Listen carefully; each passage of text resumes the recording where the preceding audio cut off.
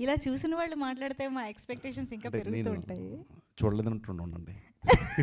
పర్లేదు, మీరు cinema leak చేయకుండా ఏమన్నా చెప్పొచ్చు. ట్రైలర్లో చాలా తక్కువ చూపించాడు, అసలు సినిమా వేరే ఉంటుంది.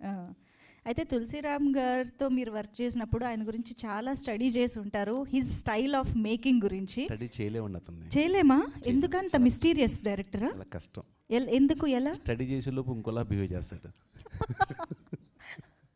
అయితే ఆయనలోంచి వచ్చిన క్యారెక్టర్స్ అంటారా? సో మంత్రాల్లో విలన్ చేశాడు నన్ను, మంగళలో చార్మి గారి పక్కన మెయిన్ లీడ్ రోల్. అవును. అంటే తను ఏదనుకుంటే అంతకు మించి రాబడతాడు. ఓకే. అంటే మనకు కూడా చేయాలనిపిస్తుంది.